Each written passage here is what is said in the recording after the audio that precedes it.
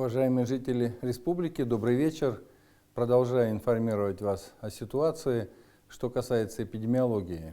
Сегодня в республике лабораторно подтверждено 3050 случаев заболевания коронавирусом, прирост за минувшие сутки 64 человека.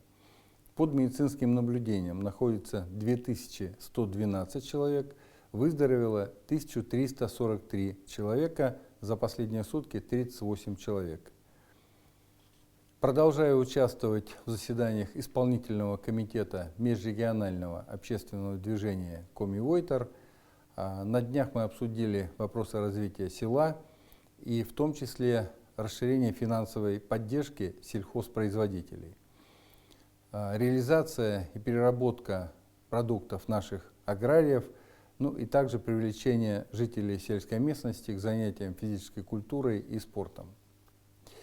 Хочу сказать, что на таких встречах мы не только обсуждаем вопросы, волнующие жителей, по итогам формируются конкретные поручения профильным ведомствам. Например, региональный Минсельхоз совместно с Минфином республики уже прорабатывает вопрос по выделению дополнительных средств на возмещение части затрат на производство и реализации продукции аграриев. Еще одно предложение готовится на введение субсидирования до 50% затрат производителей на приобретение и доставку комбикормов. Ко мне поступает много обращений от родителей города Сыктывкара по вопросу открытия дополнительных мест в дежурных группах детских дошкольных учреждений. Действительно, с каждым днем все больше людей возвращается к привычному режиму работы, это очень хорошо, но вторая грань, это встает вопрос, с кем оставлять детей. Поэтому с сегодняшнего дня, 25 июня, в Сыктывкаре начинает открываться дополнительные дежурные группы, будет открыта группа на 1800 детей в 18 детских садах. При этом подчеркиваю, что открытие дополнительных групп будет сопровождаться точно таким же жестким подходом по обеспечению необходимых мер санитарно-гигиенической безопасности. В республике подведены итоги конкурса на предоставление грантов главы Республики Коми. 62 социально ориентированные некоммерческие организации получат поддержку из республиканского бюджета на общую сумму 30 миллионов рублей. Размер гранта составит от 95 тысяч до миллиона рублей.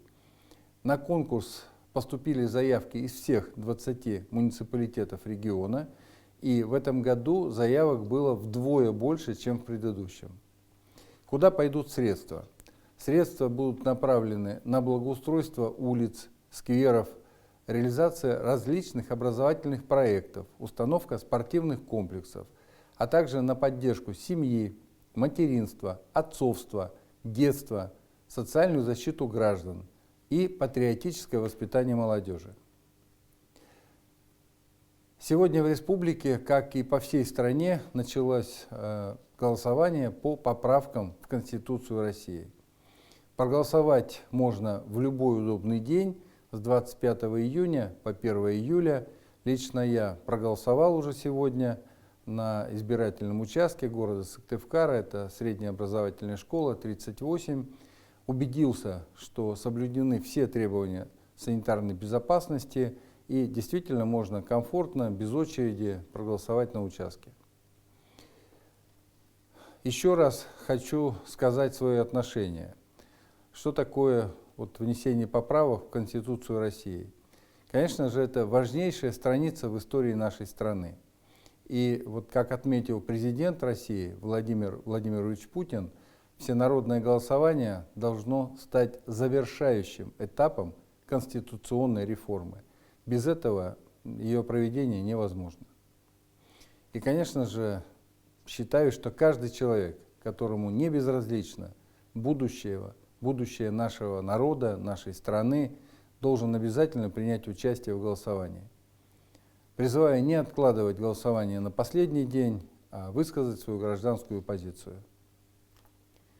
Уважаемые жители республики, на сегодня это вся информация. Будьте здоровы, берегите друг друга. До завтра.